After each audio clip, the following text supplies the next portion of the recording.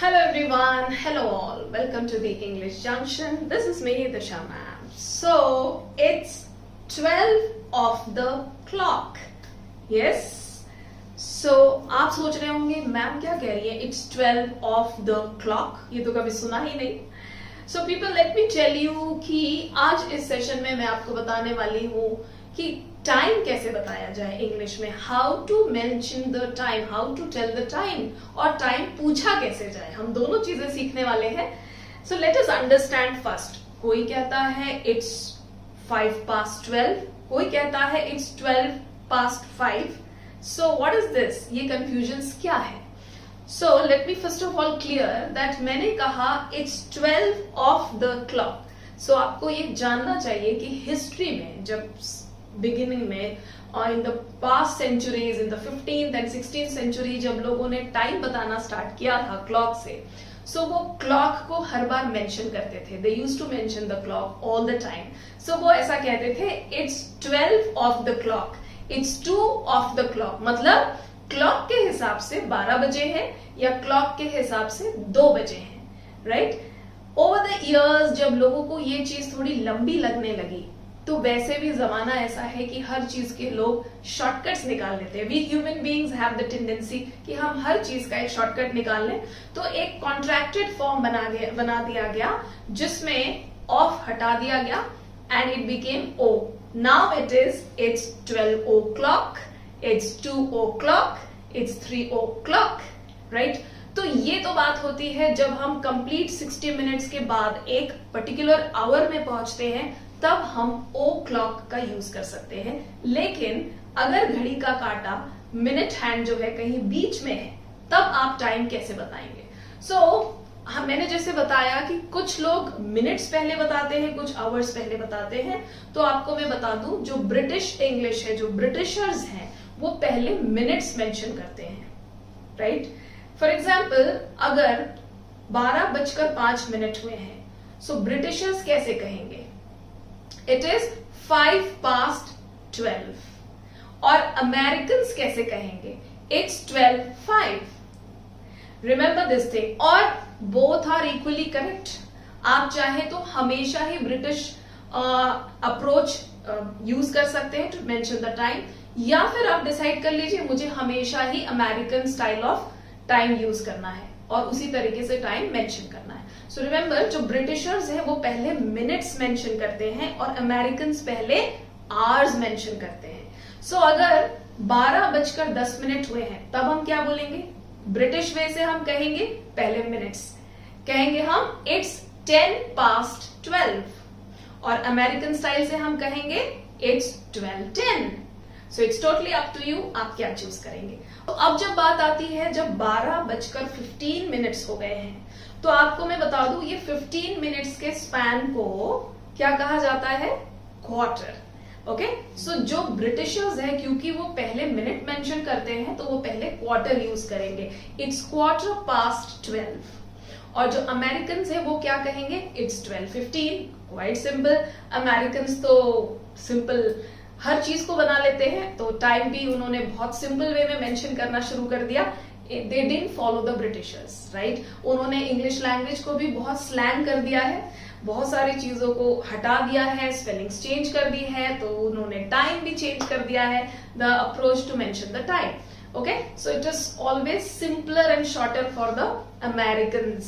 सो Americans बहुत simply कह देंगे इट्स 12:15, whereas ब्रिटिशर्स कहेंगे इट्स 12:15.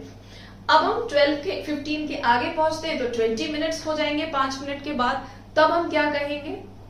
फिर से वही मिनट्स पहले ब्रिटिशर्स के लिए. राइट?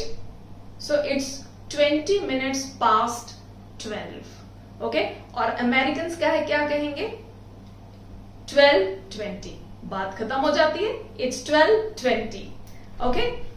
देन हम और आगे आ जाएं 5 मिनट, तो अब हो गए 25 मिनट्स. तो फिर ब्रिटिशर्स क्या कहेंगे? इट्स 25:12. और अमेरिकन्स क्या कहेंगे? इट्स 12:25. Quite simple. अब हम आ जाते हैं जब 30 मिनट्स हो जाएंगे. अब 30 मिनट्स को स्पैन को हम कहते हैं हाफ. एक क्लॉक में 60 मिनट्स होते हैं, उसका हाफ होता है 30. सो अब हमको 30 यूज करना है. राइट? सो 30 मिनट्स के लिए हम यूज करेंगे हाफ. हमने 15 मिनट्स के लिए क्वार्टर यूज किया था, 30 मिनट्स के लिए हम हाफ यूज करेंगे. इट्स 12:30. सो ब्रिटिशर्स क्या कहेंगे, उस 30 मिनट्स के स्पैन का एक नाम है हाफ, तो दे विल सिंपली से इट इज 12:30. और अमेरिकन क्या कहेंगे, इट्स 12:30. नाउ अब जब हम हाफ आधे घंटे के इधर आ चुके हैं, मतलब अब नेक्स्ट आवर क्या होगा, अब 1 बजेगा.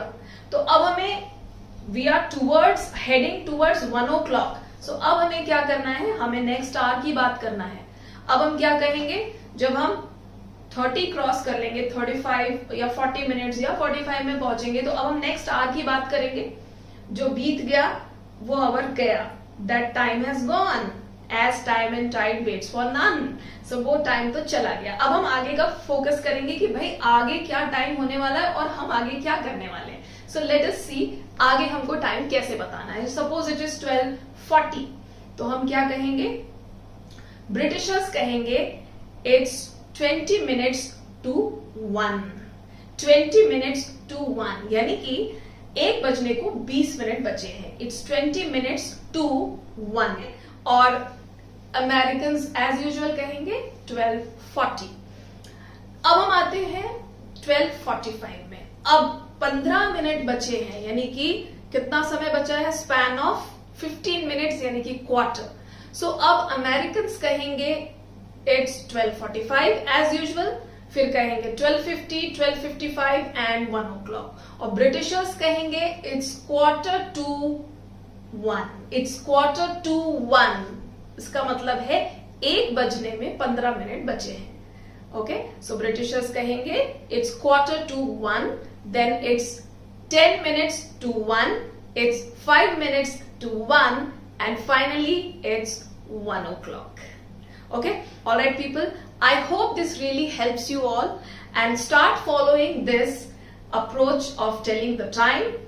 Decide your own style of mentioning the time. आप अपना एक time approach decide कर लीजिए, whether you are going with Britishers or you are going with Americans.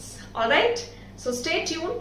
Okay, जाते जाते एक और चीज बताऊंगी आपको कि हमें अगर किसी से समय पूछना है कि आपकी घड़ी में क्या समय हुआ है, हाउ वुड बी आस्क.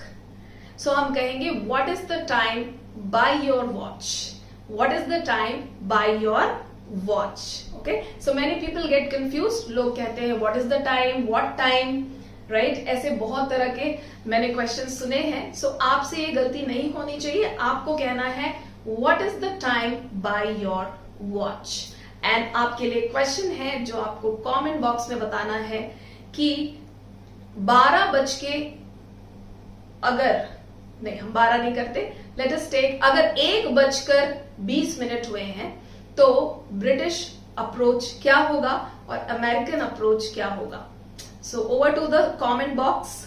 जल्दी से लिख दीजिए कि ब्रिटिशर्स किस तरीके से टाइम बताएंगे और अमेरिकन किस तरीके से टाइम बताएंगे. Alright people, so yes, so with that I will take a leave. और do like, share and subscribe to my YouTube channel. Also like my Instagram and Facebook page. Bye bye.